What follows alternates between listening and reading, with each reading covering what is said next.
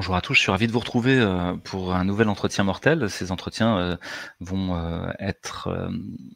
vont émailler notre été pour essayer de remettre la mort au centre de nos préoccupations et d'essayer de réécrire à nouveau frais une sorte de thanato-anthropologie moderne des années 2020 et de notre Occident collectif pour essayer de savoir si tout ce qui concerne l'euthanasie, le suicide assisté, l'aide à mourir sont les symptômes d'une société qui s'effondre ou au contraire un événement bienvenu pour nous libérer des carcans de l'ancien monde qui nous maintenait trop à l'étroit dans une vision parfois mystique de ce qu'est l'être humain.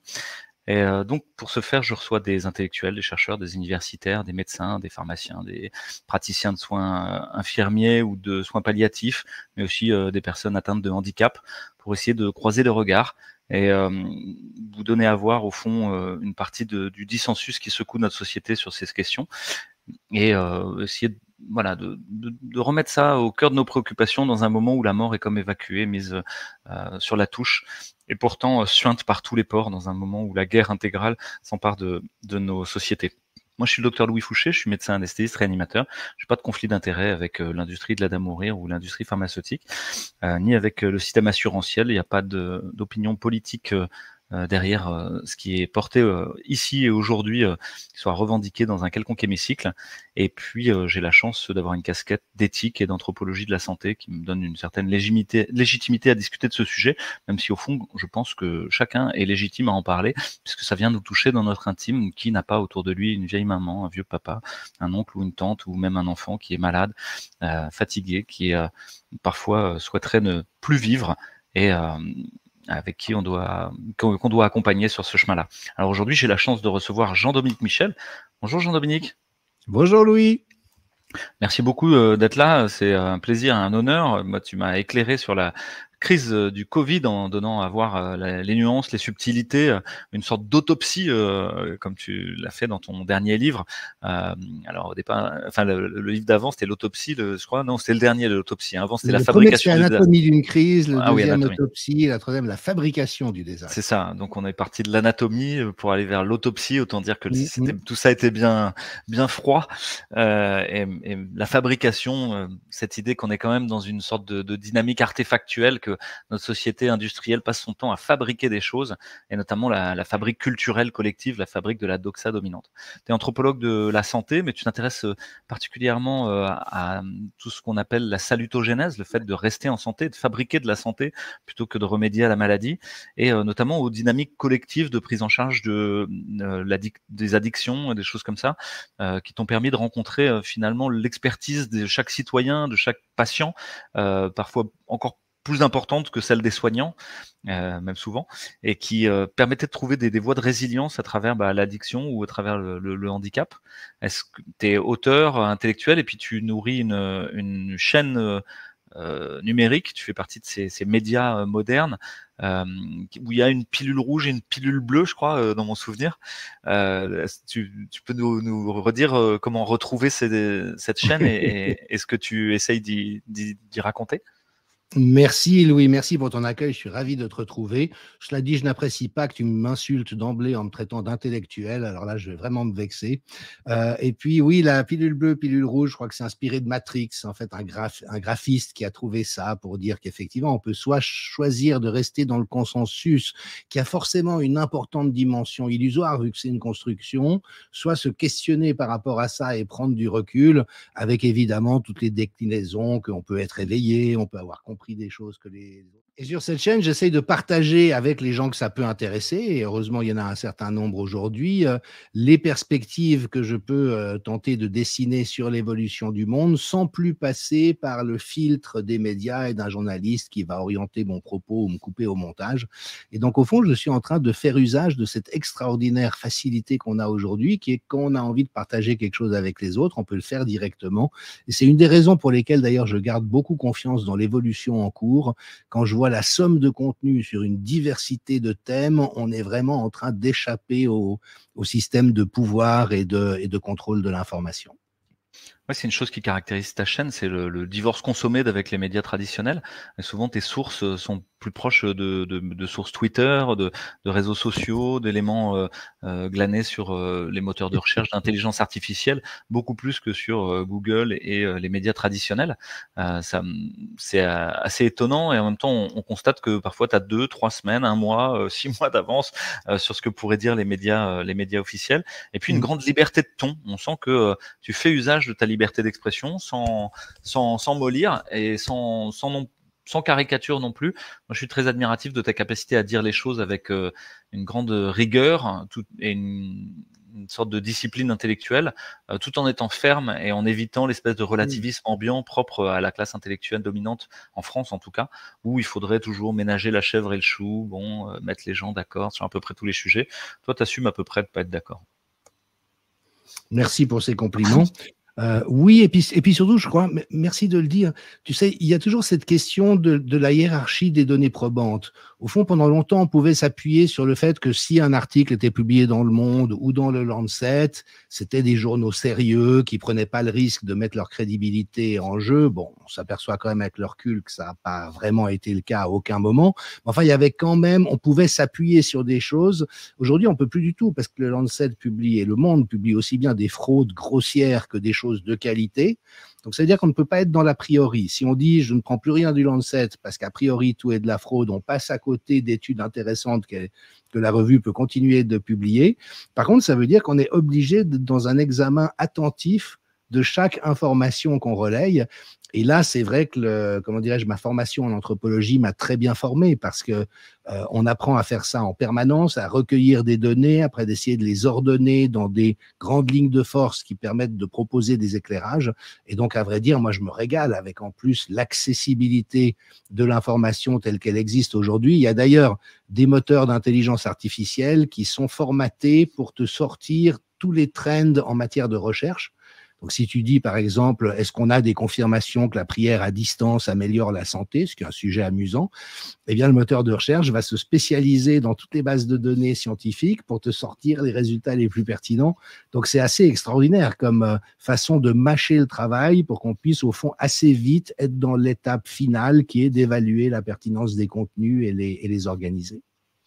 Ouais, tu as cette chance de pas tomber aussi dans l'idéologie d'une manière ou d'une autre. Beaucoup de gens sont pris dans des sortes de contorsions rhétoriques ou logistiques pour essayer de justifier l'attitude de Trump, de je sais pas quoi, pour qu'elle soit très néfaste, soit formidable, de voir de créer un scénario à mesure. Toi, tu as finalement accepté ce côté situationniste, que le vrai est un moment du faux et qu'il va falloir aller le chercher à l'intérieur de tout ça. Je vois ce trait commun avec les gens du renseignement, que ce soit Caroline Galacteros, Éric Denessé qui est décédé maintenant, ou d'autres, qui recueillent l'information sans essayer de la classifier a priori dans un modèle idéologique. Voilà, donc moi je suis assez admiratif de ça, et c'est pour ça que je te demande ton avis sur cette question de l'aide à mourir, d'autant plus que tu viens d'un pays qui est la Suisse, et qui a déjà dans son arsenal législatif le suicide assisté. Et donc tu n'es pas complètement nouveau sur cette question. On pourrait dire, vous avez déjà été consulté, j'imagine, lors de votations. Il y a déjà une sorte de pratique. En France, la loi Falorni est arrivée, qui a déjà été votée par les parlementaires et qui va être réexaminée par les sénateurs à la rentrée, qui est d'une loi qui s'intitule Aide à mourir, aide active à mourir. Comment toi, tu as vu arriver ça en France, de ton point de vue d'anthropologue ? Avec une certaine inquiétude. Il y a de toute manière une réalité anthropologique, puisque tu l'évoques, qui est qu'aujourd'hui, la fin de vie, c'est un peu comme l'adolescence, ça tend à s'étendre de manière un peu interminable et les pouvoirs techniques sont tels. En fait, on pourrait garder une personne en vie ad aeternam, même en faisant une dérivation du circuit sanguin, une respiration artificielle. A priori, tu vois, les moyens techniques sont tellement développés. On sait qu'il y a une intensive consommation de soins pendant les toutes dernières années ou les tout derniers mois et demi, où les gens finalement sont déjà en train d'être engagés dans le passage vers l'au-delà, mais évidemment, il y a l'instinct de survie, même des personnes qui avant disaient non, finalement, je veux pas d'acharnement thérapeutique, quand le moment sera venu, je serai content de passer l'arme à gauche. Quand ils affrontent ce moment-là de leur parcours, souvent, il y a ce réflexe de s'accrocher. Donc, j'ai envie de dire qu'on est en train artificiellement de créer une survie terminale qui dépasse ce que le programme naturel de l'espèce biologique a prévu. Même chose pour les animaux domestiques d'ailleurs. Tu sais que l'espérance de vie est beaucoup plus courte dans la nature qu'elle ne l'est hébergée par un maître qui t'emmène chez le vétérinaire et te donne ta moulée tous les jours. Donc on est dans cette réalité et puis se pose effectivement la question de, puisque au fond on est capable de prolonger la vie de manière artificielle, est-ce qu'il faut laisser à la personne, le cas échéant, sans avoir à commettre un suicide avec la part de violence que cela implique, de choisir le moment de son départ. Et de ce point de vue-là, tu vois, la Suisse, contrairement à la France, s'est bâtie sur la diversité culturelle. C'est-à-dire que chaque département, l'équivalent des départements, les cantons, a sa configuration religieuse, linguistique, géographique, historique. Donc on est une mosaïque de cultures différentes les unes des autres et qui assument que les décisions doivent se prendre au niveau le plus proche possible du citoyen. La France, c'est l'inverse, c'est un système pyramidal où on impose à toute la France la même chose dans la République une et indivisible. Donc nous, si tu veux, on a cette pratique de la tolérance, de la différence de point de vue, de représentation, de choix. On le voit par exemple par rapport à la prostitution, qui chez nous est une profession libérale. Tout homme ou toute femme peut pratiquer la prostitution. Il y a une obligation légale de s'enregistrer auprès des services de police. Le proxénétisme est interdit, donc l'exploitation du travail sexuel est condamnable, mais la pratique de la prostitution ne l'est pas. Aussi en compréhension que pour un ensemble de raisons sanitaires et sociales, le fait de rendre clandestin et illégal une activité qui existe de toute manière génère tout un ensemble de difficultés supplémentaires. Et je dirais que ce côté un peu décomplexé, un peu pragmatique, qu'on a vu aussi dans le domaine des drogues, avec des locaux d'injection, avec des stratégies de réduction des risques, qui peuvent aussi avoir leur effet secondaire pervers d'ailleurs, mais a permis en ce qui concerne la mort assez rapidement d'être dans cette représentation qu'au fond, c'est à chacun de décider ce qui lui convient et que si des personnes, alors il y a des conditions, comme tu le sais, il faut être atteint d'une condition incurable, être dans un état de grande souffrance, qu'il n'y ait pas de perspective d'amélioration possible, mais si ces conditions sont réunies, au fond, on s'est dit, qui serais-je, c'est là où c'est intéressant, qui serais-je pour juger le choix de l'autre? Mais ce qui est très différent de ce que je suis en train de voir, me semble-t-il, mais tu me détromperas si je fais erreur en France, qui est au fond sous des principes apparemment vertueux comme ceux que je viens de nommer, le fait que se profile une certaine incitation à mourir, notamment pour économiser des coûts et des ennuis, ce qui est une complètement autre logique et qui, en tout cas, en Suisse, n'existe pas. Moi, je comprends finalement qu'il y avait cette espèce de tolérance à la biodiversité culturelle liée à la structure même de la Suisse et à la façon dont elle s'est composée au départ, avec l'acceptation d'une subsidiarité et l'idée que ça se résolve à la plus petite échelle possible avant que d'être un grand dogme collectif qu'il faille imposer sur des critères de vertu, de morale ou autre chose, alors que c'est probablement très différent en France.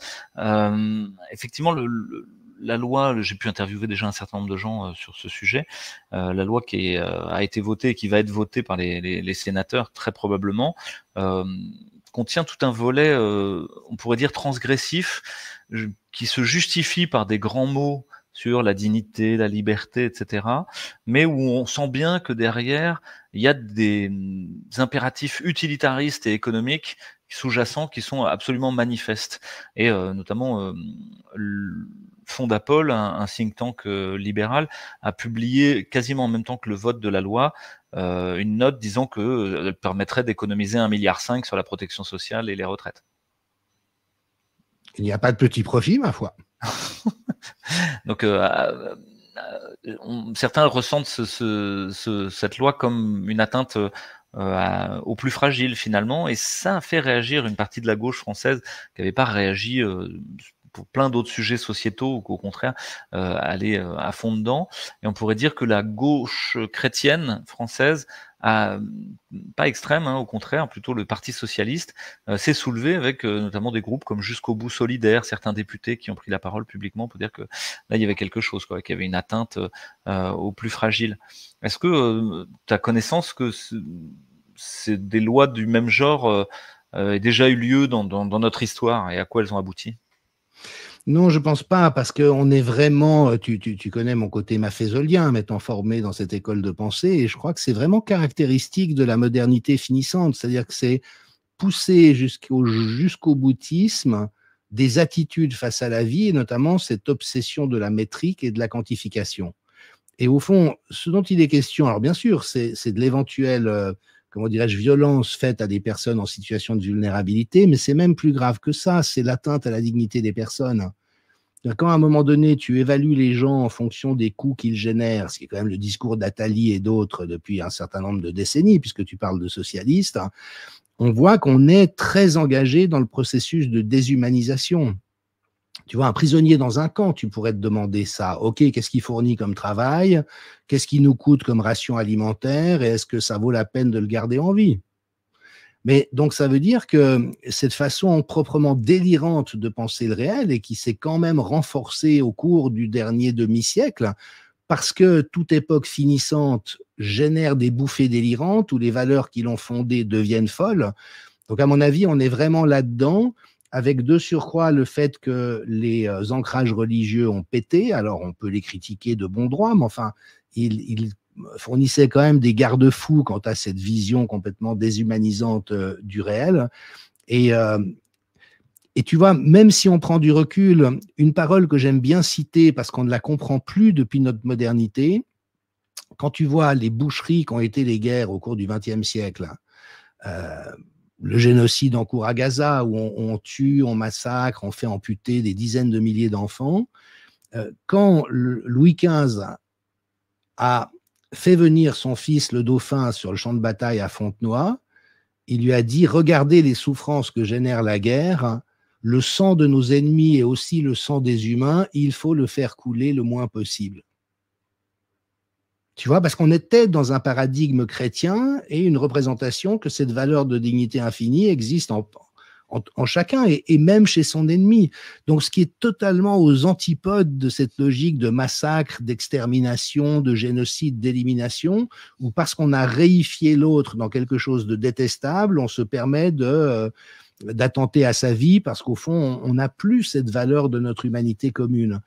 Et c'est vrai que l'éducation moderne a énormément occulté la réalité de cette transition entre le monde antérieur, qu'on a beaucoup noirci et rendu obscurantiste, violent, alors qu'il l'est infiniment moins que le nôtre, d'une manière qui a beaucoup brouillé nos repères. Et là, je pense qu'on est pris au dépourvu parce que les dernières choses qui restaient de civilité élémentaire, même si elles ne sont plus fortement corrélées à un référentiel sacré, sont en train d'être carrément passées à la trappe et avec au fond une génération de technocrates qui réfléchissent ces questions-là d'une manière parfaitement froide et mathématique.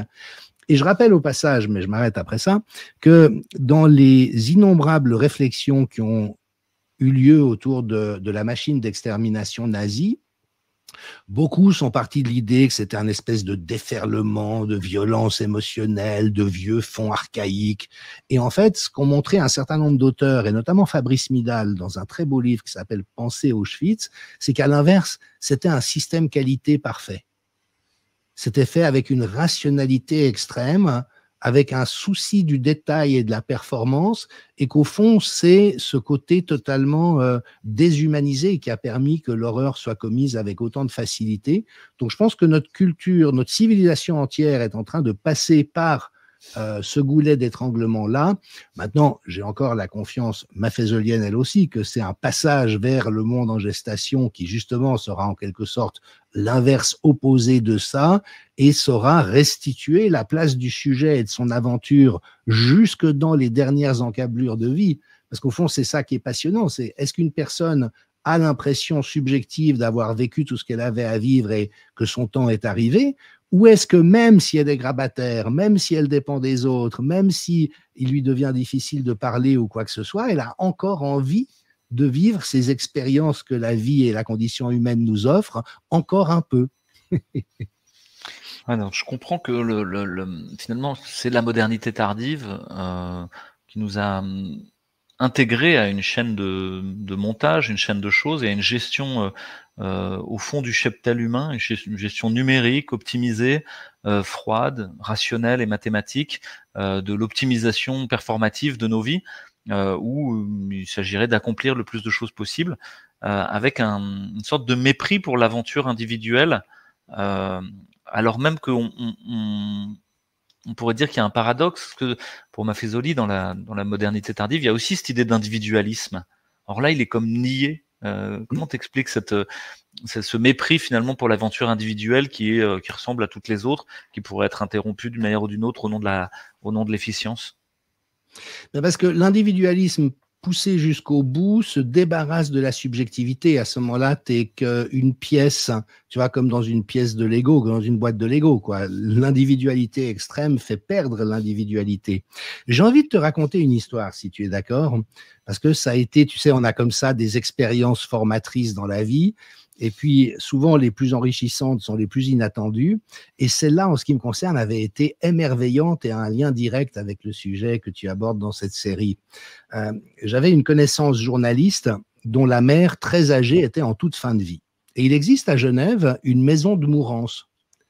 C'est un lieu paisible dans un quartier de villa avec un staff vraiment très, très soignant dans le meilleur sens du terme et où les familles qui le souhaitent peuvent placer leurs aînés qui sont dans vraiment les derniers jours ou les dernières semaines de vie. Et donc, elle avait placé sa mère qui avait 94 ans ou un truc comme ça dans cette maison. Et puis, elle est venue me voir en me disant, écoute, je sais que tu as fait un peu de chamanisme et de médiumnité, que tu t'intéresses au paranormal. Ma mère est dans cette maison depuis plusieurs semaines et elle ne meurt pas. Alors, j'ai trouvé ça passionnant. Je lui ai dit, je vais très volontiers lui rendre visite. Alors, je lui demande, est-ce qu'elle s'exprime ou non? Elle dit non, elle parle plus, mais elle ouvre les yeux, elle voit quand les gens sont là. Alors bon. Et en fait, je suis entré dans cet endroit, mais vraiment merveilleux. Tu vois, moi, le jour où je mourrais, je demande à mourir dans un lieu pareil, tellement c'est chouette. Puis, je suis entré dans une chambre où il y avait une charmante vieille dame allongée dans un lit. Elle venait de manger. Elle m'a regardé, elle m'a pas parlé, mais j'ai senti que ma présence ne la dérangeait pas. Et en fait, j'ai passé 1 heure avec elle en silence, en train de goûter cette expérience que la vie et cet ami me permettaient de vivre. Et puis, je suis reparti, mais j'ai ressenti un sentiment de paix immense pendant tout ce temps-là. Et donc, après, cet ami journaliste m'a demandé, alors, qu'est-ce que tu as perçu? Comment tu vois les choses? J'ai dit, écoute, moi, j'ai l'impression que ta mère est super bien et qu'au fond, elle profite de l'endroit dans lequel elle est. Et elle me dit, mais écoute, c'est étonnant que tu dises ça, parce que ma mère, c'était le style dur à la tâche. Elle s'est jamais rien laissé donner pendant toute sa vie. Si tu arrivais avec une boîte de chocolat ou des fleurs, elle te disait tout de suite, ah, t'aurais pas dû. Et elle faisait toujours tout pour les autres.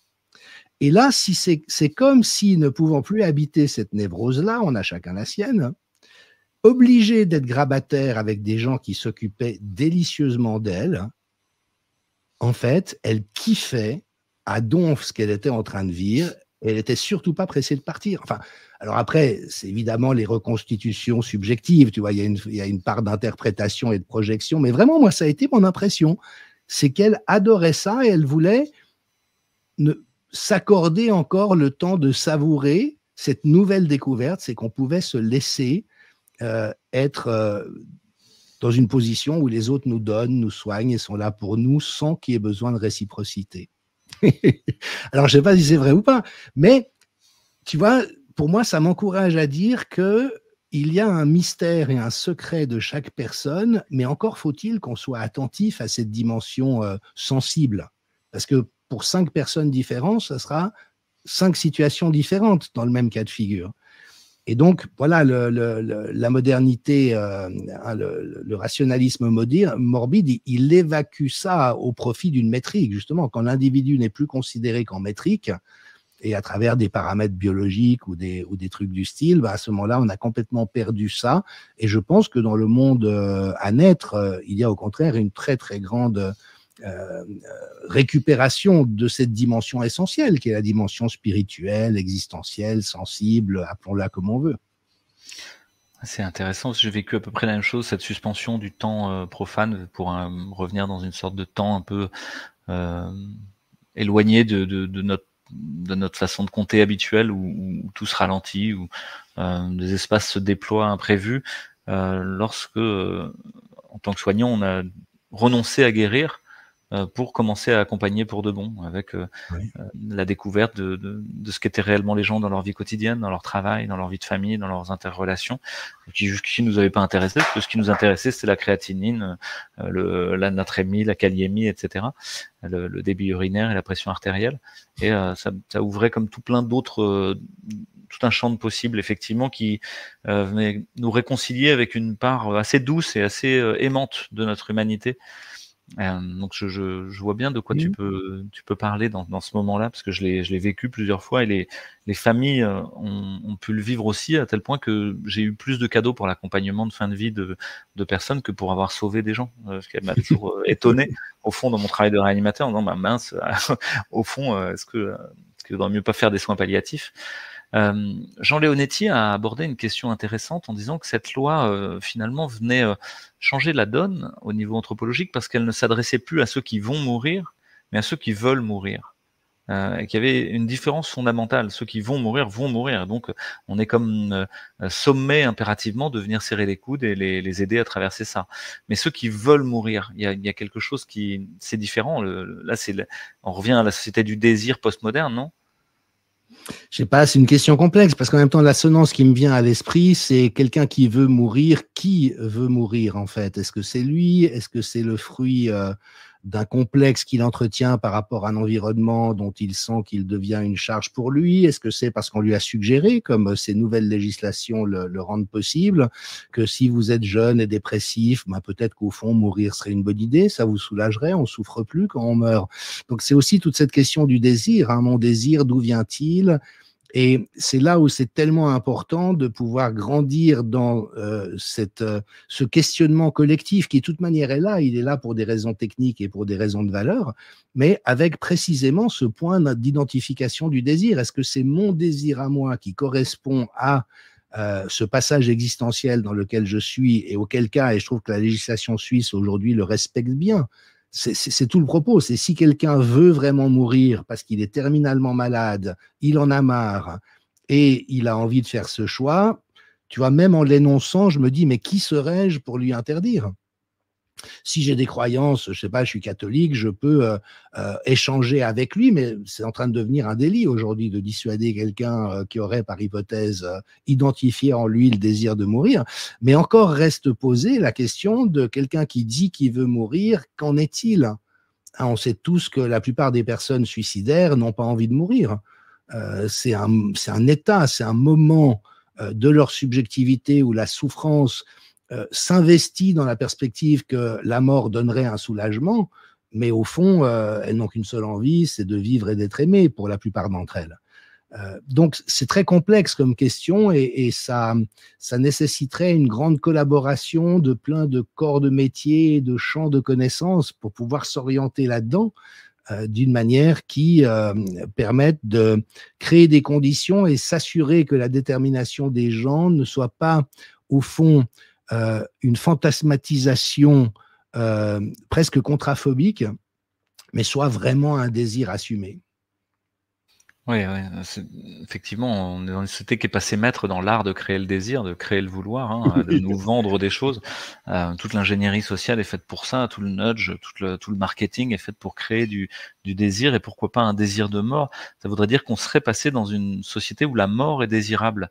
Est-ce que ça a été franchi, ce pas-là? On a l'impression que presque la mort serait plus douce que la vie, et que ce serait ça qu'il faudrait désirer. Alors ça c'est probablement une fantasme. Comment dirais-je? Il y a de toute manière l'énigme de la condition humaine et la pesanteur de la condition humaine. Moi, je le vois par exemple avec la pratique des écrans, auxquels je sacrifie d'ailleurs.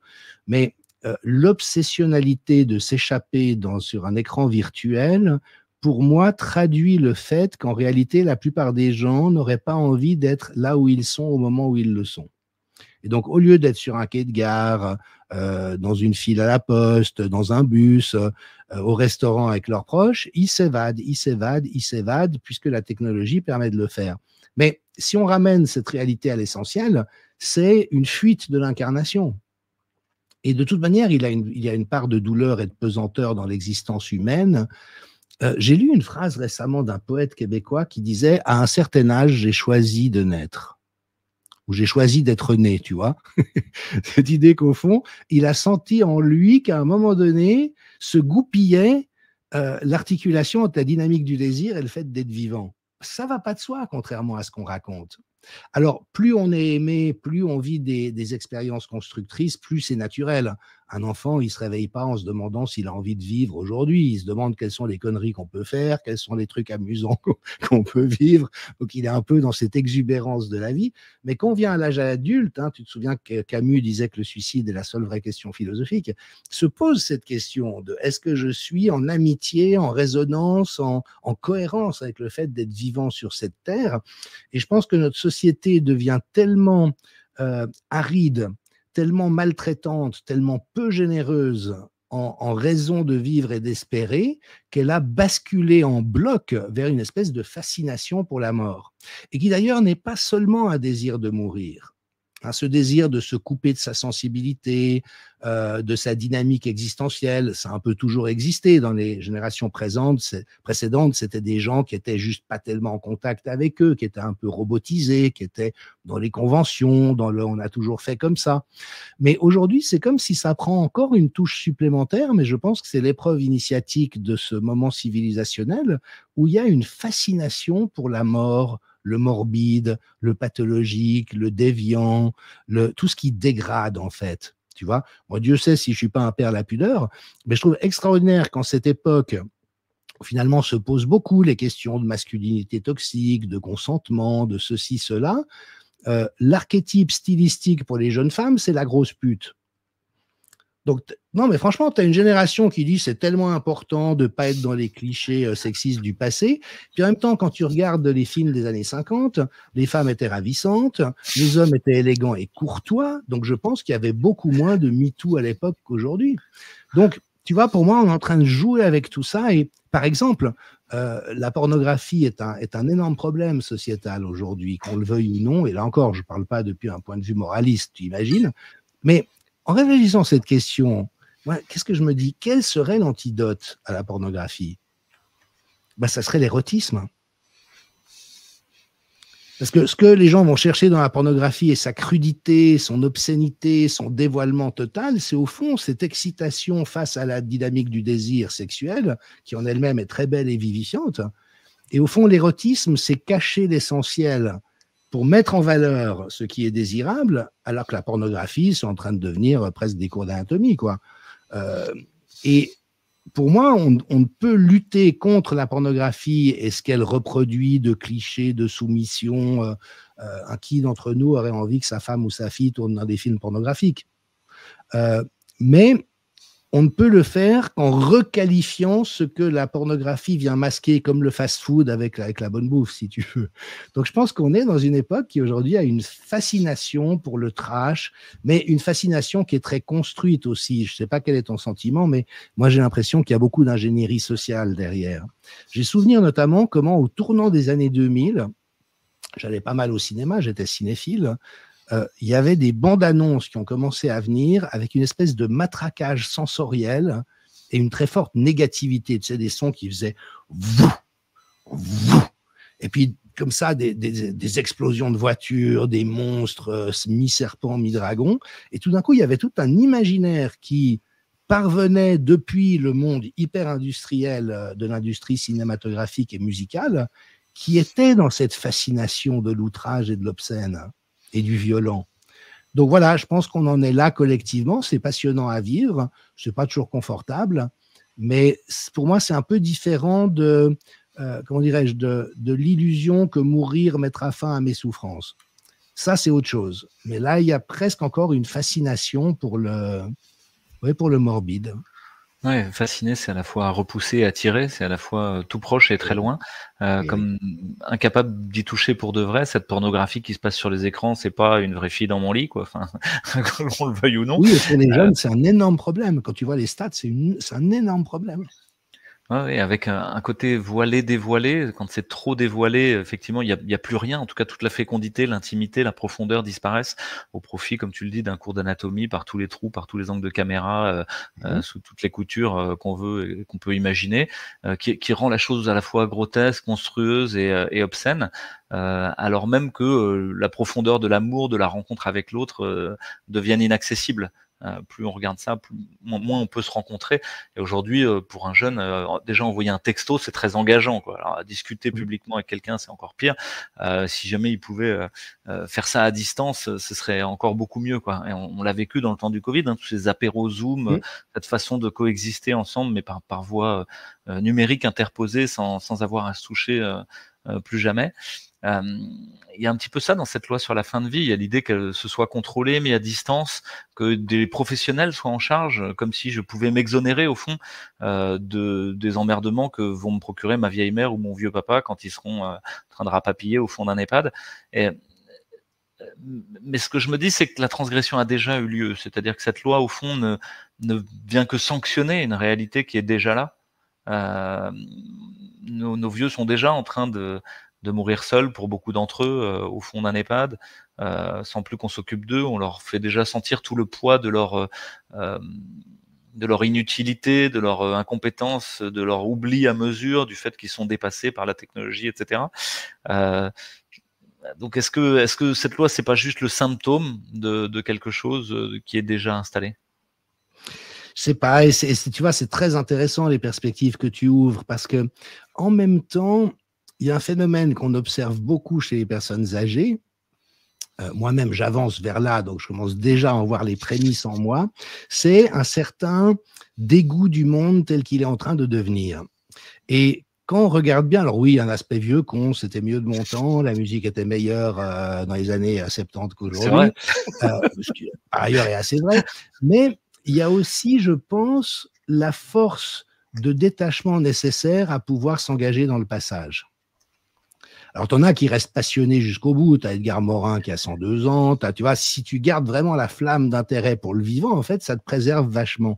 Mais au fond, il est naturel d'avoir cette perte de goût pour la vie qui s'installe progressivement. Et au fond, les EHPAD sont des bons dispositifs pour ça. S'ils sont bien traitants.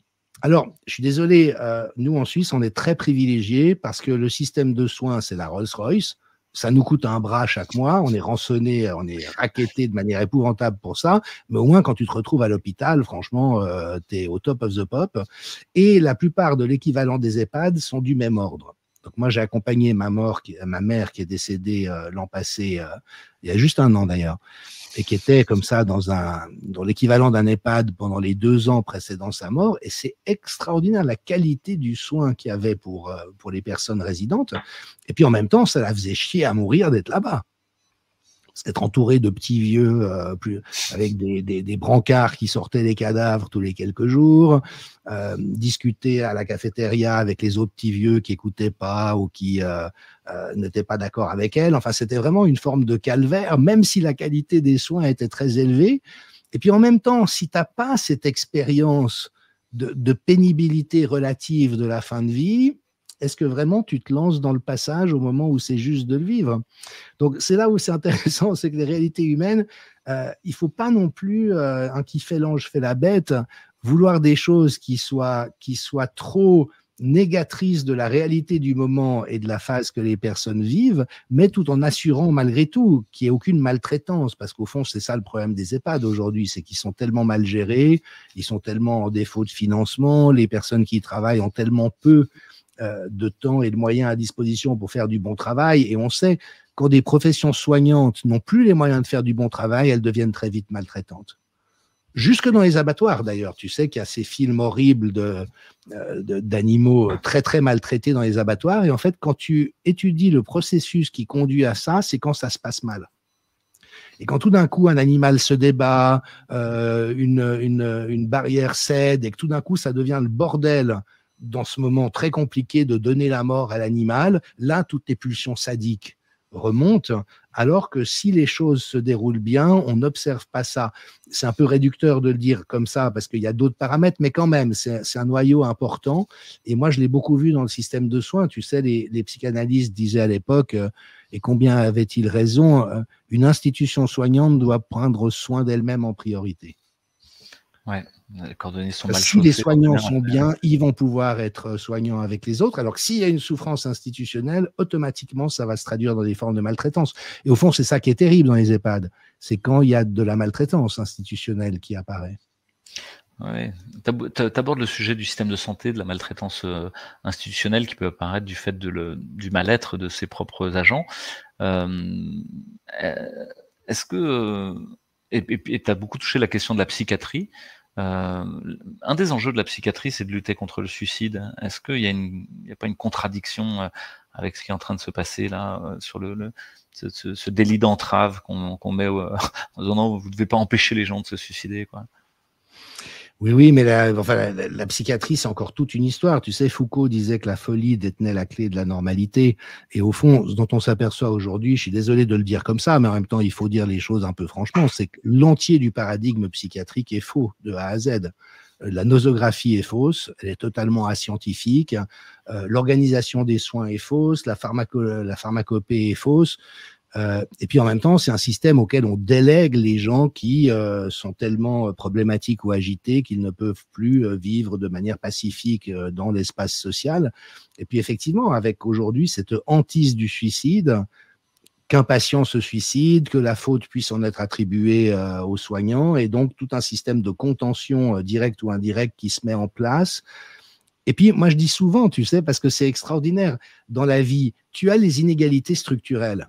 C'est clair qu'un soignant et un patient en psychiatrie ne sont pas à pied d'égalité. Et les antipsychiatres qui avaient essayé de faire croire ça ont semé les contresens de manière majeure. Mais en même temps, un patient hyper déprimé qui rencontre son psychiatre ou sa psy sera peut-être encore en vie 30 ans plus tard, alors que le psychiatre se sera suicidé 3 semaines après. Donc, au niveau humain, tu as cette égalité de destinée, de devenir et de conditions humaines, et puis tu as cette inégalité. Et au fond, ce qui est difficile, c'est que les rôles institutionnels, la déshumanisation de la médecine, le fait qu'il y a beaucoup de gens tordus chez les psychiatres, pas tous, pas une majorité, mais la plupart des gens, enfin un nombre significatif de personnes qui sont attirées par la psychiatrie, soit c'est qu'il y a des antécédents familiaux un peu trash, soit c'est qu'eux-mêmes sont un petit peu bizarres dans leur fonctionnement. C'est pas un scoop, je veux dire, un des psychiatres qui ressemblent à des fous, toute la littérature et la filmographie en est pleine. Mais donc, tu vois, tu as un ensemble de jeux de miroirs qui sont extrêmement compliqués et qui sont impliqués là-dedans, mais c'est vrai que la question du suicide, quand tu vas concrètement dans les pavillons, c'est une hantise pour les patients. Pour les soignants. Tu vois, quel beau lapsus. Pour les soignants. Et ils te disent, ah, oui, non, mais là, on ne peut pas, le risque de suicide, s'il se suicide. Et qui pousse souvent, comme tu dis, à une contention soit physique, soit chimique, quoi. On va rajouter des médicaments, au fond, pour se protéger nous. Là, c'est un peu pareil. On va faire suicider des gens à distance pour se protéger nous de l'insuffisance de certains, de la convocation qui viennent nous mettre sous le nez, à dire mais bon, alors qu'est-ce que vous faites de vos vieux, qu'est-ce que vous faites de vos handicapés, etc. Tu m'as parlé. Excusez-moi, tout en leur proposant désormais le suicide possible du fait d'avoir des troubles psychiatriques, parce que c'est un des nouveaux critères, notamment au Canada. Donc, on est en train de légaliser une incitation au suicide pour au fond, aussi être sorti de sa propre phobie ou sa propre peur d'être face au suicide du patient et qu'éventuellement, on en soit rendu responsable. C'est intéressant quand même comme motif. Oui, c'est assez vertigineux dans les mises en abîme successives que ça convoque. Tu m'as parlé, quand on a préparé l'émission par mail, de Louis-Vincent Thomas. Est-ce que tu peux nous en dire un mot, parce que il y a une école française francophone de la mort, on va dire, au sens large, et de comment l'humain s'inscrit là-dedans. Je pense à Ariès aussi, je crois, qui avait écrit beaucoup sur la question de la mort. Est-ce que tu peux nous dire justement d'où on vient là-dessus, et est-ce que ces analyses de ces époques 70, 80 ont encore une actualité aujourd'hui? Bah, tu sais, on dit que c'est un des grands. On se pose souvent la question de la culture humaine et de l'humanité. Quand est-ce qu'on peut parler d'humanité? Quand est-ce que l'humanité est apparue? Et au fond, Margaret Mead disait que, de son point de vue, c'est le premier squelette qu'on a retrouvé avec une cassure et une réparation du fémur qui assure que le groupe humain a dû prendre soin de cette personne pendant des mois sans la laisser sur le carreau. Et donc, elle considérait que c'était ce soin. Alors que dans une meute de loups, si un loup a une patte cassée, ben, il y a un moment donné où tant pis, quoi, c'est la loi de la nature. Donc, elle pensait que le soin était la première caractéristique de cette humanisation. Et puis, évidemment, que l'autre grand paramètre, c'est les rites funéraires qui apparaissent il y a à peu près 40 000 ans, si mes souvenirs sont exacts. J'espère ne pas faire erreur si c'est 100 000 ou 40 000, mais bon, c'est un de ces seuils. Et les rites funéraires apparaissent il y a à peu près 100 000 ans, ce qui est d'ailleurs contemporain de l'émergence du langage. C'est extrêmement intéressant. Les deux apparaissent à peu près en même temps, simultanément. Alors évidemment, il y a eu des proto-langages. Et on sait d'ailleurs que dans certaines espèces animales, et notamment les éléphants, ça n'est pas une légende, il y a également des pratiques mémorielles par rapport aux défunts, où le troupeau va se rendre à l'endroit où un des leurs est décédé et manifester des comportements tout à fait caractéristiques. Donc, il y a de toute manière des antécédents à la culture. Mais au fond, ce que ça tend à suggérer, c'est, tu sais, on a ce test aussi qu'on utilise pour les espèces du miroir. Tu as des espèces qui sont capables de se reconnaître dans un miroir. C'est un peu biaisé parce que ça dépend de la hiérarchie sensorielle des espèces. Si une espèce est très olfactive, tu lui présentes un miroir qui sent rien, elle va pas se dire c'est moi. Enfin, toujours est-il que l'idée, c'est que la conscience de soi apparaît à partir du moment où l'animal est capable d'identifier, ça n'est pas un autre animal, c'est moi, il bouge de la même manière que moi, en symétrie. Et au fond, ce que l'anthropologie suggère, c'est que la conscience de la mort par le langage et le soin aux personnes défuntes par les rites funéraires est contemporain. Et je pense qu'à ce moment-là, on sort au fond d'une naturalité de la mort. Oui, on est vivant, puis à un moment donné, les gens sont morts et ils bougent plus et il faut les laisser retourner au grand tout, à une intégration de la mort au sein de la vie. Et tu sais, tu as ce très bel adage, je ne me souviens plus de la source, mais qui dit que la mort n'est pas le contraire de la vie, c'est le contraire de la naissance. Et qu'au fond, la vie et la mort sont entrelacées de manière continue. Et on retrouve ça d'ailleurs encore dans des pratiques religieuses comme le catholicisme. Alors Maffezoli a mentionné qu'il y avait des Notre-Dame du bien mourir dans certaines églises et certains lieux, mais au-delà de ça, tu revis quand même la mort et la résurrection chaque dimanche pendant l'Eucharistie. Il y a vraiment ce sentiment que la mort est là et que c'est en ayant une forme de familiarité avec elle que le bien vivre peut advenir. Parce qu'au fond, il y a cet autre adage qu'on connaît tous, c'est que la peur de la mort est en réalité une peur de la vie. Et que les gens qui sont habités par la peur de la mort, Dieu sait si on l'a vu pendant la pseudo-pandémie, développent une peur de vivre. Et au fond, la modernité finissante a également évacué la mort, qui est devenue complètement hygiénisée, mais aussi invisibilisée. Moi, j'ai souvenir quand mon grand-père est mort, paix à son âme, j'avais une trentaine d'années, ou un peu moins, je l'ai veillé chez lui pendant 3 jours et 3 nuits.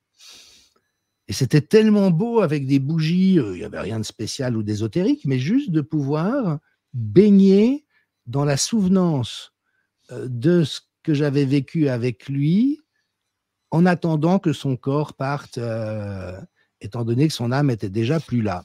Et je me permets aussi de mentionner ça parce que c'était tellement charmant. J'avais mes enfants avec moi, dont ma fille aînée qui avait peut-être 5 ans. Puis évidemment que j'étais un peu inquiet qu'elle aille voir son arrière-grand-père cadavérique dans un cercueil avec son joli costume et son nœud papillon. Donc j'avais un peu fait en sorte qu'elle ne puisse pas trop accéder là. Puis à un moment donné, je me suis rendu compte qu'elle y avait été. Et là, j'ai eu, tu sais, ce réflexe de parent en disant, j'espère qu'elle n'est pas traumatisée à vie, que j'aurai pas son traumatisme sur ma conscience. Puis je lui ai dit, ah, t'as été voir grand-papa? Puis elle m'a dit, oui, c'est comme s'il dormait. Elle n'avait absolument pas dramatisé la rencontre avec le cadavre. C'était juste lui, comme s'il dormait. Elle avait intégré le fait qu'il était mort, pour autant qu'on puisse le faire à 5 ans. Et vraiment, je crois que cette proximité avec la mort à travers le monde animal, à travers les familles, c'est quelque chose qui, au fond, donne un ancrage pour pouvoir vivre sans partir en vrille quant à la peur de la mort, parce qu'elle est cadrée. J'ai aussi vu ça dans les populations de montagne, de paysans de montagne que j'aime bien fréquenter en Suisse. Autour de la crise Covid, ils m'ont tout de suite dit « Oui, on sait tous qu'on va mourir un jour, mais pas de ce truc-là. » Tu vois, voilà, parce qu'ils vivent avec les bêtes. Il y a déjà eu dans le temps des périodes où la peste avait décimé les villages. Ça voudrait dire que finalement, en entretenant un commerce régulier et quotidien avec la mort, on l'intègre à la vie, on n'en a plus peur, on n'a plus besoin de la maintenir à distance, d'en faire un objet monstrueux et de lui vouer un culte fasciné. Comme tu dis finalement avec l'érotisme et la pornographie, quoi. Hein, en fait, c'est Ouais. l'usage réel de la chose voilée dont on montre la vraie profondeur qui permet comme la domestiquer. Il y a un jeu de mots dans ce que je dis parce que établir le commerce quotidien, on a l'impression que cette loi, c'est un peu peut-être l'établissement d'un commerce de la mort. Et certains ont dit que une belle mort, comme tu disais en Suisse, par suicide assisté, c'est 15 000 balles Ça va, pour 15 c'est minutes. Donc raisonnable. c'est pas trop cher. Le taux horaire est peut-être un peu élevé, mais 15 minutes, ça fait 1000 balles de la minute. Ouais. C'est comme un vol en hélicoptère. Est-ce que c'est grave au fond que la mort devienne un objet commercial comme un autre, comme finalement toute notre société l'est devenue? Alors, je crois que c'est pas un objet commercial, justement, parce que le commerce, c'est parler, c'est être en relation, c'est nommer les choses, c'est les débattre, c'est le café du commerce, c'est le troc. Là, c'est autre chose. C'est vraiment la technicisation à outrance. Et là, je suis désolé de faire à nouveau du Maffesoli, mais je ne peux pas m'en empêcher. Tu sais, où il montre comment l'époque moderne est caractérisée par le drame. C'est-à-dire, il y a des choses horribles qui peuvent se passer et il faut qu'on trouve toutes les solutions pour les empêcher. Et à l'extrême par rapport à la mort, ça devient le transhumanisme. On va mettre en échec la mort. On va résoudre le problème de la mort. Et puis, le mode narratif archaïque et traditionnel, mais qui va revenir, si tout va bien, avec la postmodernité, c'est le tragique. Le tragique, c'est la part d'adversité ou de douleur à laquelle tu ne peux rien faire. Hein, on prédit que Oedipe tuera son père et violera sa mère. Alors on fait tout pour empêcher que ça se produise, mais tu ne peux pas. C'est le destin. Et quand on réintègre le tragique, revient l'espace de la vie et notamment de la joie. C'est pour ça, et on le voit bien, tu as voyagé comme moi, les pays où c'est le plus la merde, c'est les pays où les gens sont le plus joyeux. Les pays où on a le plus de confort, c'est là où les gens sont le plus dans la sinistrose, dans le fait de râler. Et en fait, c'est très logique. C'est que quand tu acceptes cette part d'adversité à laquelle tu ne peux rien et qu'elle est là dans ton quotidien, tu fais avec. Et en faisant avec, ça ouvre des réserves de vie, même pas de survie, de vie.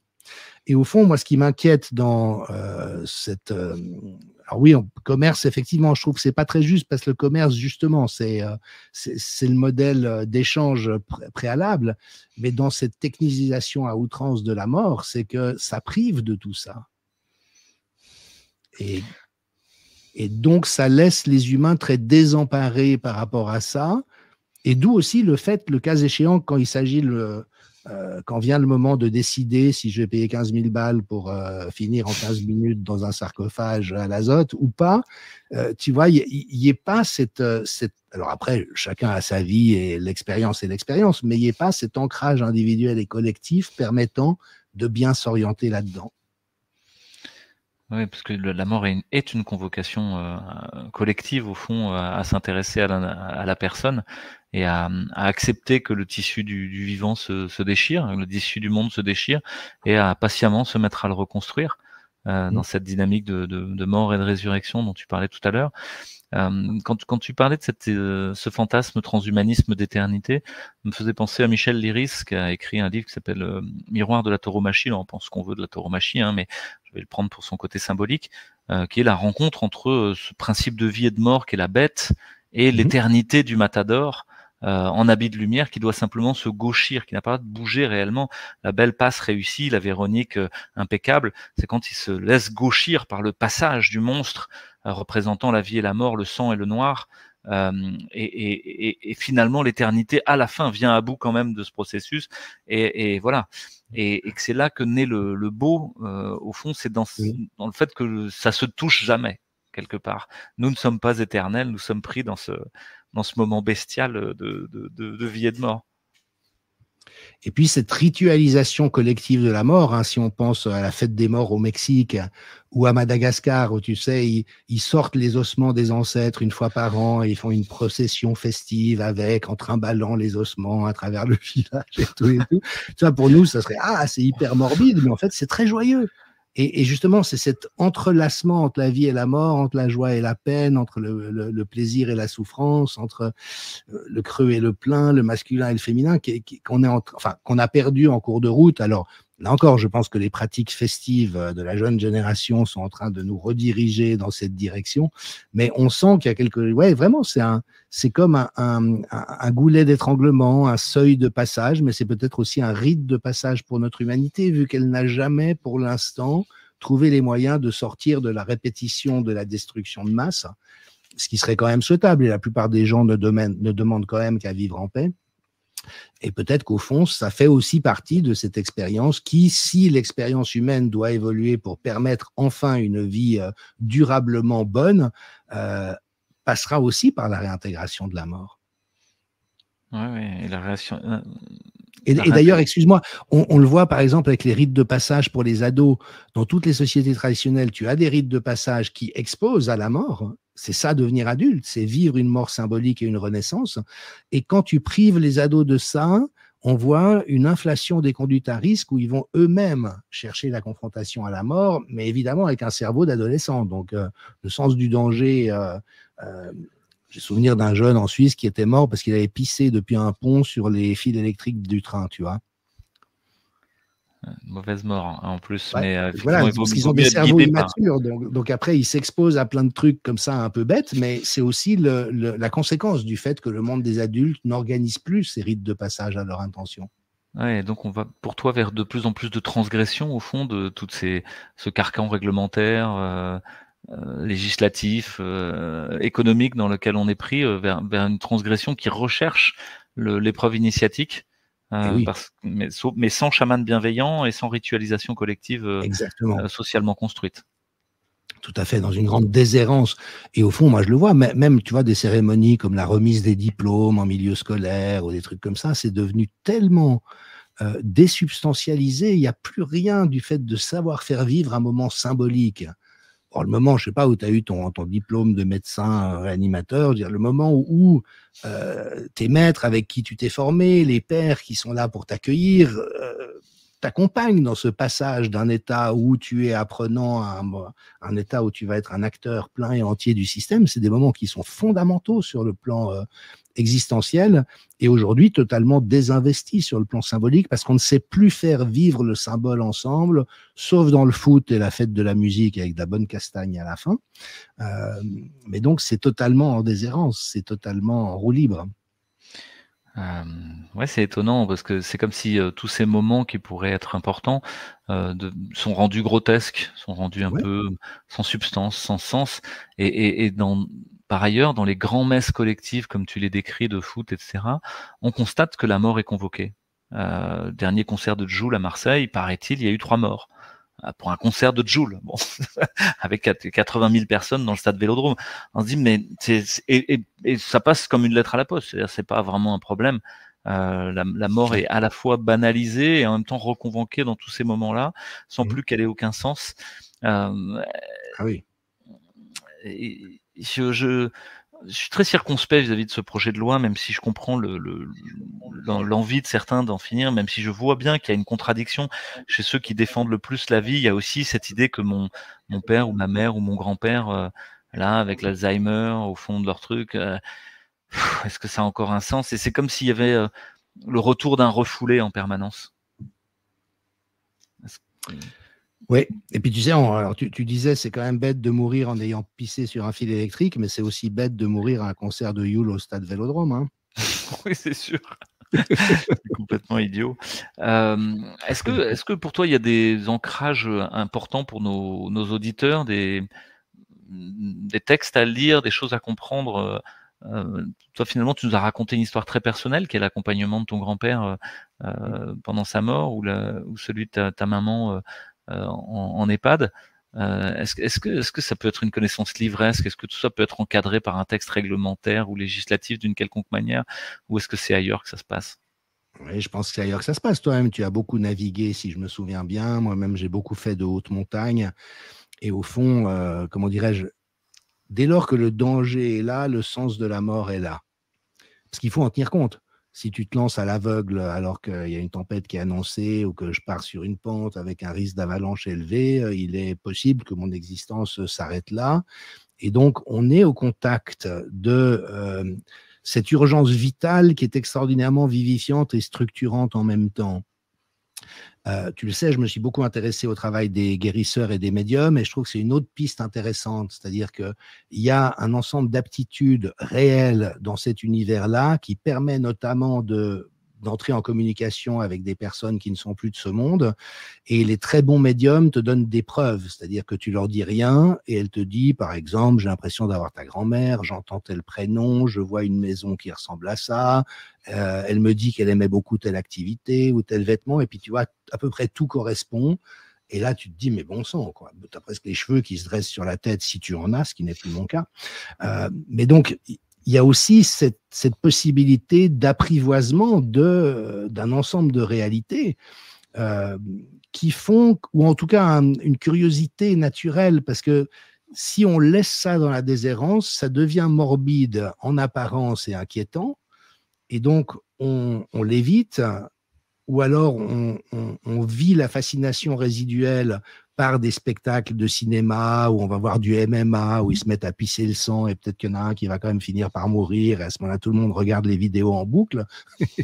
Mais de nouveau, c'est pas une initiation. En fait, il y a une initiation à la mort qui serait nécessaire. Et tu parlais de la tauromachie, on peut parler de la chasse, on peut parler d'un ensemble de réalités qui ont été mis à distance par la modernité. Alors après, j'ai pas de solution pour les gens, mais si ce n'est d'insister sur le fait ô combien c'est une dimension fondamentale de la vie et qu'on peut développer en réalité une relation. À ce stade, en ce qui me concerne, j'ai presque une relation joyeuse à la mort. Mais bon, ça c'est enfin libre, la quille. Ouais, puis je l'ai fréquenté d'assez près à un certain nombre de reprises, pas volontairement, mais puis après, c'est vrai que ça dédramatise beaucoup. Après, évidemment que si je devais perdre un enfant ou quelque chose comme ça, Dieu ne plaise, je la trouverais beaucoup moins sympathique. Mais voilà, ça fait partie et je crois qu'il y a des formes douces et naturelles où, je sais pas, quand tu as un animal domestique, qu'il est en toute fin de vie et que tu l'emmènes chez le vétérinaire et que tu vis un beau moment avec tes enfants à ce moment-là. C'est aussi une expérience que j'ai eue. Et avec des bons vétérinaires. Et à ce moment-là, tu donnes la mort à l'animal parce qu'il ne peut plus vivre sans douleur ou se déplacer. Et là aussi, tu fais un rituel, tu récupères l'urne avec les cendres, tu fais des moments de mémoire à des dates clés. Tu vois, tout ça. Et d'ailleurs, les médiums peuvent même contacter des animaux domestiques. Ah, dans ce que tu viens de dire, je trouve ça intéressant parce que c'est moins la dimension euthanasie, suicide assisté qui te choque que la perte du rituel, la technicisation hygiéniste et froide à outrance externalisée et confiée à des agents en gants blancs et avec des masques donc, sur cette loi, est-ce que toi tu prends position? Est-ce que tu penses qu'il faut pas qu'elle soit votée? Est-ce que t'as pas un avis définitif? Non, moi, j'ai pas tellement d'avis sur les choses en général. Mais tu vois, je trouve que c'est aussi des sujets qui nous renvoient à nos propres questionnements. Et moi, je me dis, mais au fond, comment est-ce que j'ai envie de vivre ma fin de vie? Alors, tant que c'est à l'avance, on spécule. Le moment venu, on se sentira peut-être très différemment. Mais j'ai l'impression que dans ma propre construction de personne, au fond, et c'est l'espérance que j'aurais, ça serait de rester intéressé à chaque étape jusqu'au bout. Et même si un jour, à Dieu ne plaise, je devais me retrouver grabataire, dépendant, avec des aides-soignants qui viennent me torcher parce que je suis plus capable d'aller aux toilettes, plutôt que de vivre ça comme une épouvantable humiliation, de me dire, OK, comment est-ce que je peux habiter le cas échéant ce moment pour encore voir ce qu'il peut m'apporter et me donner. Et en ce qui me concerne, c'est en tout cas mon état d'esprit, mais on verra le moment venu, je ne suis pas pressé. Tu sais, Stéphane Hessel, qui était aussi à un âge très avancé, un journaliste qui lui demandait, mais voilà, vous avez 98 ans, vous devez quand même un peu penser à la mort, répondait oui, et je l'attends avec gourmandise. C'est le grand mystère de la vie. Personne ne sait ce qui se passe à ce moment-là. Même les expériences de mort imminente, si on y croit, les gens, ils sont dans l'antichambre, ils n'ont pas fait le passage. Donc, tu vois, le moment où cette aventure viendra, mais aussi toutes les étapes qui viennent avec, Si je dois agoniser, ça m'intéresse d'agoniser. En plus, aujourd'hui, on peut avoir de la morphine et des trucs assez sympas pour être pas trop à la rue.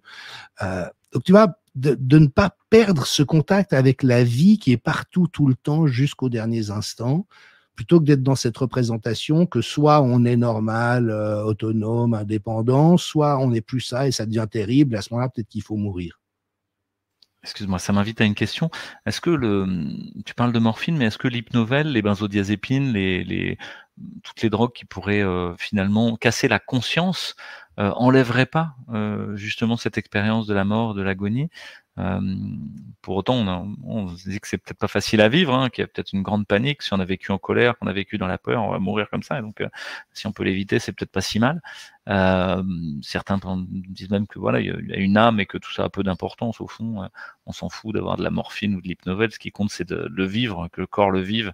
Est-ce que c'est conscient, pas conscient, on n'en sait rien. Et donc il y a cette question sur les modalités techniques, et puis une deuxième question qui est sur est-ce que tu fais une différence entre euthanasie et suicide assisté, au sens où une tierce personne intervient et est comme contaminée de manière mimétique par la nécessité, de donner la mort à quelqu'un, et donc quelque part de devenir un meurtrier? Oui, c'est une bonne question. J'ai un ami médecin à Genève qui a donné la mort à un certain nombre de personnes en toute fin de vie. C'est quelqu'un de très chrétien, de très humain. En même temps, quand il me le racontait, je pouvais voir qu'il y avait une espèce de quelque chose d'estomacant, tu vois, de dire j'ai donné une injection qui a mis fin à une vie, même si toute proportion gardée, il y avait absolument rien de choquant, parce que c'était vraiment les tout derniers instants à la demande de la famille, avec la personne qui elle-même avait souhaité ça dans ses dernières volontés. Mais on voyait quand même que le fait de dire j'ai appuyé sur le piston et la personne est morte est quand même un peu... Mais je sais pas, tu vois, c'est là où moi, surtout en tant qu'anthropologue, je veux pas avoir de morale sur les choses. Tu sais comme moi que l'éthique est toujours une éthique de circonstance, une éthique de relation, de communication. Donc mon souhait, parce que une des raisons pour lesquelles je me permets de faire un peu d'activisme politique, je continue à me dire profondément anarchiste, c'est qu'au fond, j'observe dans ma propre vie et dans les interactions que j'ai avec les autres, c'est quand la conscience est forte, on a peu besoin de règles ou de lois. Parce qu'il y a une éthique de circonstance qui fait que quelque chose est juste et quelque chose ne l'est pas. T'as pas besoin qu'il y ait une loi qui t'interdise de frapper les enfants pour comprendre que c'est pas comme ça que tu les aideras à grandir. Alors, s'il y a des gens qui n'ont pas compris ça, ça peut être bien qu'il y ait une loi. Mais donc, moi, je suis très acquis à la conscience et je pense que plus il y a de conscience, moins il y a besoin de règles. Parce que le problème, c'est de définir des procédures qui vont être, au fond, par défaut ou qui vont s'imposer à plein de situations différentes, alors que c'est peut-être pas la bonne réponse dans cette situation-là. Et c'est là où, pour moi, c'est difficile d'avoir des avis sur des questions aussi complexes que celle-là, si ce n'est que je vois le risque qu'une culture effectivement devenue mortifère. Hein. C'est vraiment le rationalisme morbide dont parlait Maffezoli. On est en plein là-dedans et elle est en train de s'accaparer également la mort. Et que ça, c'est inquiétant. Donc, il faut en tout cas encourager au fait qu'il y ait un travail de conscience collective autour de ça. Mais c'est difficile parce qu'on n'a pas tellement de solutions. Mais c'est bien s'il y a déjà des partis de la gauche qui se questionnent autour de ça. Ils ne le font probablement pas pour les bonnes raisons, sur les bons référentiels, mais peu importe, au moins ça s'interroge, quoi.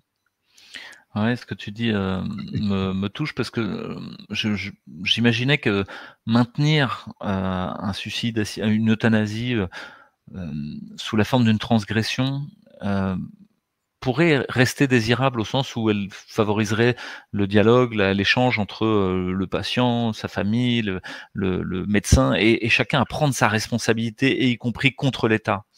En disant voilà, c'est tellement juste ce qu'on est en train de faire qu'on admet la prise de risque face au référentiel imposé, face au référentiel moral qu'on nous a imposé jusqu'ici. Peut-être qu'accompagner cette fin de vie, cette maladie, cette souffrance comme ça, on est tous d'accord. Et il me semble, et qu'effectivement, ça correspondait à une prise de risque. Ça veut dire, oui, peut-être qu'un jour, là, une partie de la famille se retournera contre moi, etc. Mais j'accepte cette prise de risque parce que je suis convaincu au fond que c'est juste. Là, il y a comme un gros rouleau compresseur normatif qui vient faire mettre dans le champ de la normalité quelque chose qui est de l'ordre de la transgression. Et, Oui. et pour moi, c'est problématique parce que on pourrait presque dire que ça pourrait aboutir à l'inversion de ce qu'est la transgression et que demain, si toi, à 80 ans, tu dis, bah, moi, j'ai quand même envie de continuer à vivre, de voir ce qui se passe, je suis curieux de ce qui va arriver, on va vous dire, bon, monsieur Michel, c'est un caprice, vous n'êtes plus rentable, va falloir dégager le terrain, quoi. Dans une espèce de justification utilitariste. Donc, Oui, c'est là où je préfère mourir de ma belle mort et de ma propre mort. Et en ce qui me concerne, c'est vrai que l'euthanasie, je ne dirais pas qu'elle me pose problème, parce que je n'ai pas de jugement sur les choses. Chaque culture et chaque société trouve ses solutions, bonnes ou mauvaises. Mais en ce qui me concerne, je trouve que des soins de palliatifs de qualité permettent, dans l'immense majorité des cas, de se passer de toute contemplation d'euthanasie. Si vraiment tu donnes des soins et de l'accompagnement à une personne jusqu'au moment où la bougie s'éteint d'elle-même, tu n'as pas besoin de souffler dessus, quoi. Donc, je dirais que de toute manière, ça, pour moi, ça va être le repère naturel. Le suicide assisté, moi, j'y suis très favorable, simplement, mais comme l'avortement d'ailleurs. C'est pas que je suis pour l'avortement. En soi, je trouve qu'interrompre une vie est une tragédie. Et ce que j'ai vu, c'est que la plupart des femmes qui l'ont vécu et avec lesquelles j'ai partagé, j'ai pas de jugement par rapport à ça, mais me disaient que ça avait été une vraie douleur, qu'elles pensent à l'enfant qui aurait pu naître très souvent pour un certain nombre d'entre elles. Donc, tu vois, je ne suis pas favorable à l'avortement, mais je ne me sentirais pas de dire il faudrait qu'il y ait une loi qui interdise l'avortement, parce que, au fond, là, j'aurais l'impression de dépasser de la question de ma conscience individuelle. Donc voilà un petit peu, si tu veux, où je me situe par rapport à ça. Mais en tout cas, le fait de dénoncer les dérives possibles, mais qui sont probablement en fait au cœur de la proposition législative, ça me reste néanmoins important, parce que c'est un gros enjeu de civilisation. On va continuer à le faire. Merci beaucoup pour tous ces partages, ces échanges. Je rappelle qu'on peut retrouver ta chaîne YouTube où tu fais presque tous les jours, en fait, hein, bon, peut-être un petit peu moins là ces derniers temps, mais des émissions pour essayer de nous éclairer sur l'actualité, sur les enjeux géostratégiques, sur les enjeux plus locaux. Finalement, tous les sujets t'intéressent, comme quelqu'un qui serait curieux du réel de manière gourmande, comme tu disais, à essayer de comprendre, avec aussi l'humour comme clé de voûte et comme voie de salut à travers toutes ces folies qu'on est en train de vivre et tous ces effondrements successifs. Il y a tous tes ouvrages qui sont là, et puis des formations aussi autour de des neurosciences et de la salutogénèse, qui permettent à finalement pas mal de gens de rester en santé à un moment où tout le monde devient fou. Ça, tu aides beaucoup sur ces sujets-là. Je te laisse un mot de la fin sur ce sujet du suicide assisté, de l'euthanasie, de la mort dans nos sociétés, pour nos auditeurs. Tu prends le temps que tu veux. Ben oui, parce que déjà, merci pour tes compliments. Toi aussi, tu fais énormément depuis toujours pour cette tonalité-là. Donc, je suis ravi qu'on soit des membres d'une même tribu de bonne volonté et de bonne foi. Et au fond, si tu veux, moi-même, à travers un ensemble d'expériences personnelles et aussi d'épreuves, j'ai observé à quel point ce désenchantement du monde est une réalité. On a perdu ce sens de la magie d'être en vie, en relation avec un monde naturel somptueux et en cheminement avec d'autres personnes avec lesquelles on peut trouver plein de points communs et plein de points de discussion. Et donc, je pense que ce débat autour de la mort et du suicide assisté et de l'euthanasie, au fond, vient aussi dans un moment où notre civilisation a à réinventer quelque part les raisons de vivre,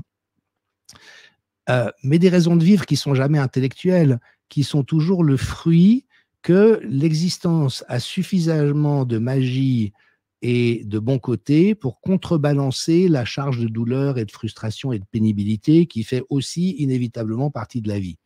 Et c'est toujours une espèce de balance décisionnelle. Tu sais, la définition des valeurs fondamentales dans les sciences du management, donc ces valeurs qui nous tiennent tous à cœur, l'affection, l'écoute, le respect, la tendresse, la solidarité, la joie, l'amour, le rire, l'humour, hein, ce qui est immatériel et qui n'a pas de prix. Et bien que si on retirait ces valeurs fondamentales de la vie ne serait vivable pour aucun d'entre nous. Et c'est beau de voir qu'il y a la charge de la pénibilité de la vie matérielle et concrète. C'est quand même lourd de trimballer un corps de jour en jour qui en plus se déglingue quelque peu au cours du temps.